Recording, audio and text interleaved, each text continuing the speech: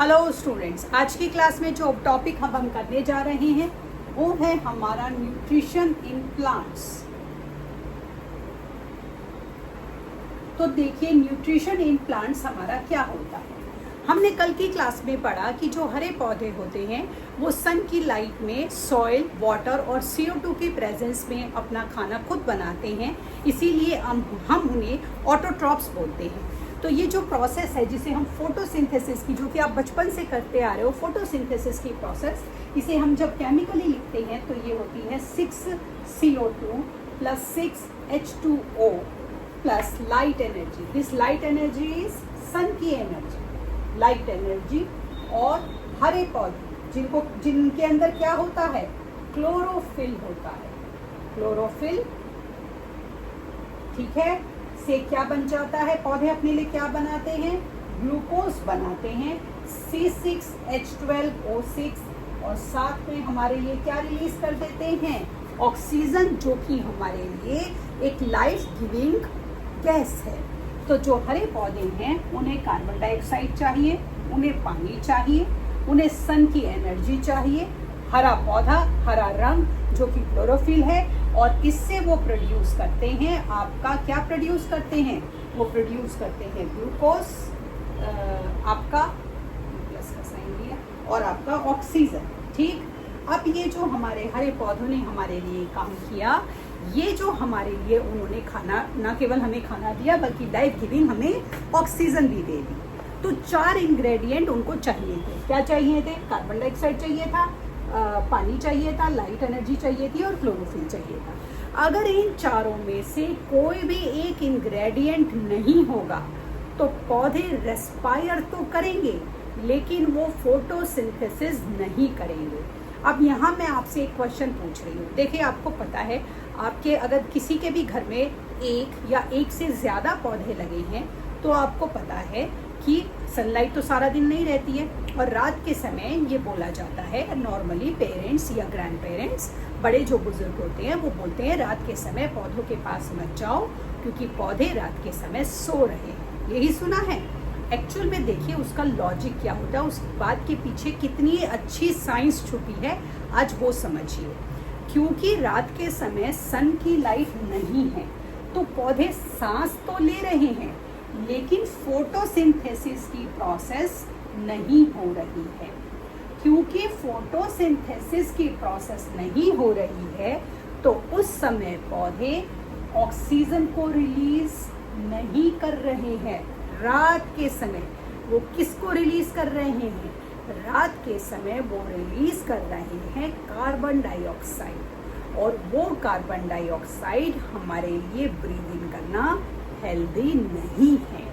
इसीलिए आपको बोला जाता है कि रात के समय पौधों के पास मत जाइए। पौधे रात के समय क्या कर रहे हैं, रेस्पिरेशन कर रहे हैं, फोटोसिंथेसिस नहीं कर रहे हैं। You need to keep remember this point each and every time when you are talking about photosynthesis and respiration by plants. Did you get that? आगे बढ़ते हैं। तो अब हमें ये पता लगा कि फोटोसिंथेसिस की प्रोसेस में हमें ये 4 चीज़ें चाहिए। तो अगर इन 4 में से एक भी चीज़ नहीं होगी तो मे बी पौधे रेस्पायर तो कर रहे होंगे लेकिन फोटोसिंथेसिस नहीं होगा। अब उन्होंने कहा प्रूफ करो कि इन चारों में से कोई भी एक चीज़ नहीं है तो फोटोसिंथेसिस नहीं होगा। तो इसके लिए हमने क्या करा, अपना एक ऐसा प्लांट लिया जो हेल्दी था और पॉट मतलब गमले के अंदर लगा हुआ था, और आपने उसको करीब 3 से 4 दिन के लिए एक कम्प्लीटली डार्क रूम में रख दिया। उस डार्क रूम में आपको लाइट भी, ट्यूबलाइट भी नहीं जलानी है। ऐसा इसलिए करना है क्योंकि फिर पौधा जो है अपना जो भी स्टोर फूड है जो उसने स्टार्च की फॉर्म में रखा हुआ है, 3 या 4 दिनों में पौधा उस सारे स्टार्च को यूज़ कर लेगा। ठीक है, तो उसकी जो लीव्स हैं वो डी-स्टार्च हो जाएंगी। ऐसा इसलिए किया जाएगा, मेक श्योर कि पौधा बिल्कुल भी डैमेज नहीं हो। ठीक, फिर आप क्या करेंगे, एक एल्यूमिनियम फॉइल की स्ट्रिप लेंगे, और अगर आपके पौधे की, जैसे मान लीजिए ये लीव है, इस तरीके से आप एक एल्यूमिनियम की स्ट्रिप को उस लीव के इस पार्ट पर इस तरह से लगा दो। ठीक, आपने लगा दिया।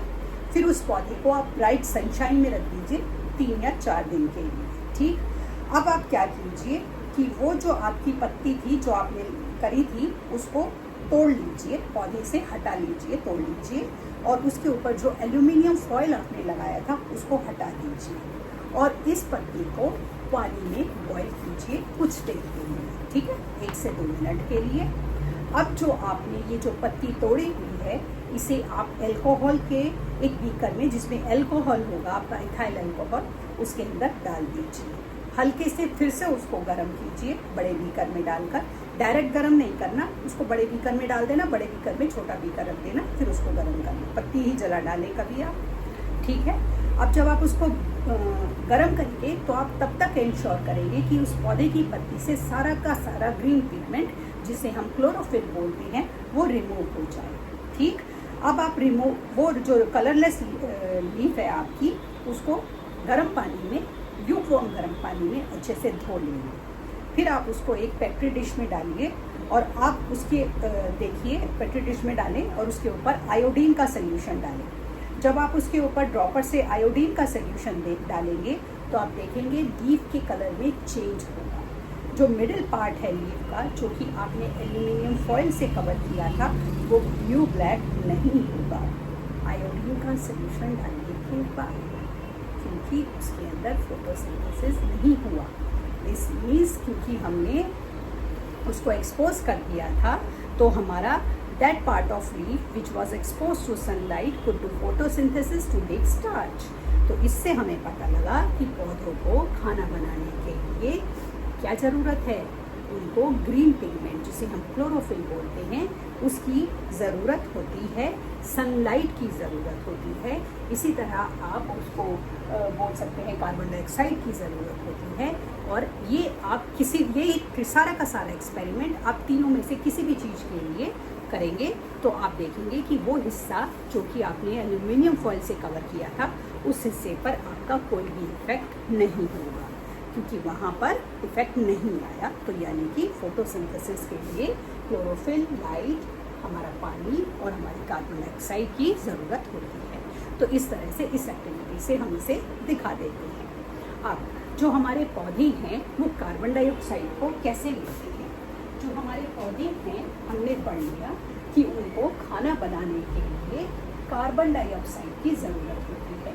जैसे आप लोगों के घर में किचन होती है जहाँ पर आपका खाना बनाया जाता है, ऐसे ही जो पौधे की पत्तियाँ होती हैं उन्हें पौधों की किचन बोलते हैं, क्योंकि पौधे की पत्तियों को काम दिया गया है पौधे के लिए खाना बनाने का। मान लीजिए हमने ये पौधे की एक पत्ती बना ली हमने पत्ती। अब पौधे की जो पत्तियाँ होती हैं, इनके अंदर हमारे इस तरीके से स्टोमाटा होते हैं, इस तरीके से, ठीक है।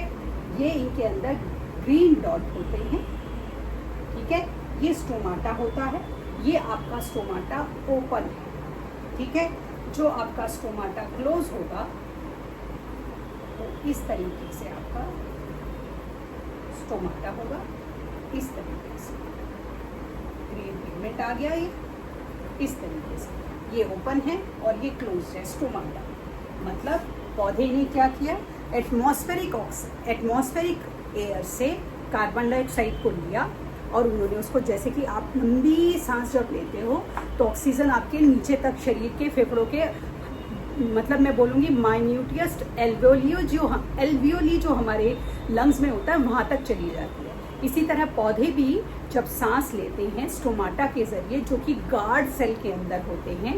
गार्ड सेल का काम स्टोमाटा को प्रोटेक्ट करने का होता है, क्योंकि उनको कुदरत ने इतनी बड़ी जिम्मेदारी दी है कि उन्हें पौधे के लिए खाना बनाना है। तो जो गार्ड सेल के अंदर स्टोमाटा है, ये खुलते और बंद होते रहते हैं। गैसियस एक्सचेंज CO2, जो कि इन्हें पौधे का खाना बनाने के लिए चाहिए। इस तरीके से जो हमारे पौधे होते हैं वो अपना खाना जो है वो बनाते हैं। तो जो पौधे के गार्ड सेल्स होते हैं उनमें हमारी लोअर एपिडर्मिस होती हैं, एक स्पंजी लेयर होती है पत्तियों में, और क्यूटिकल होते हैं, कुछ लोग इसको कटिकल भी बोल देते हैं। तो जो आपको सही लगे आप उसमें से कुछ भी प्रोनाउंस कर दीजिए, ठीक है।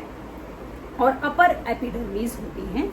ये पौधे की जो जड़ें हैं वो क्या करेंगी, पानी लेंगी, जाइलम के ज़रिए वो पानी ऊपर तक पत्तियों तक पहुँचेगा और पौधे के स्टोमाटा एटमॉस्फेयर से कार्बन डाइऑक्साइड लेंगे। सन की लाइट में ऑलरेडी पौधा रखा हुआ है और क्योंकि वो मिट्टी में लगा हुआ है तो उसको मिनरल्स भी पहुंच रहे हैं और हरे पौधे ने अपना खाना बनाने की प्रोसेस शुरू कर दिया। तो जब तक सनलाइट होती है तब तक पौधा फोटोसिंथेसिस करता रहेगा, ऑक्सीजन को ब्रीथ आउट कर देगा। द मोमेंट सनलाइट धीमे धीमे डिम हो जाती है, फोटोसिंथेसिस की प्रोसेस स्लो होती है और जब बिल्कुल डार्क हो जाता है तो पौधा रेस्पायर तो करता है लेकिन फोटोसिंथेसिस नहीं करता है। तो एक बहुत बढ़िया क्वेश्चन बच्चे पूछते हैं कि बहुत सारे ऐसे, अगर हमने पौधे लिए, बहुत सारे ऐसे हम पौधे देखते हैं अपने आसपास जो कि बिल्कुल गंदे होते हैं, मिट्टी होती है, लोग उनको साफ सफाई से नहीं रखते हैं। तो ऐसे में क्या होता है, उनके जो स्टोमाटा हैं वो ब्लॉक हो जाते हैं और पौधे जो रेस्पिरेशन की प्रोसेस कर रहा है वो उसकी स्लो हो जाती है, फोटोसिंथेसिस की प्रोसेस स्लो हो जाती है। पौधे के लिए सरवाइव करना एक बड़ा हार्ड टास्क हो जाता है। इसी तरह कई बार आपसे ये क्वेश्चन पूछा जाता है कि अगर एक पौधे की पत्ती पर पूरी तरीके से वैसलीन लगा दिया जाए तो क्या फोटोसिंथेसिस होगा। जो वैसलीन है वो पौधे के स्टोमाटा को पूरी तरह से ब्लॉक कर देगी और उस पत्ती के अंदर शायद हमारा जो, क्योंकि उसने ब्लॉक कर दिया है, फोटोसिंथेसिस पहले स्लो होगा। और अगर आपने बहुत ज़्यादा वैसलीन लगा दिया है, सारी पत्तियाँ आपकी ब्लॉक, वो पत्ती के सारे स्टोमाटा आपके ब्लॉक हो गए हैं, तो वो पत्ती रेस्पायर नहीं करेगी, वो पत्ती के अंदर फोटोसिंथेसिस की प्रोसेस नहीं होगी। तो हो सकता है कुछ दिनों बाद वो पत्ती आपकी पीली होकर झड़ जाए और नीचे गिर जाए। तो इस तरीके से पौधा जो है अपनी फोटोसिंथेसिस की प्रोसेस को सन की लाइट में पूरा करता है और हमारे लिए लाइफ गिविंग ऑक्सीजन को ब्रीथ आउट करता है। आज की क्लास में इतना ही, आगे का टॉपिक कल की क्लास में करेंगे। तब तक के लिए शुभ रात्रि।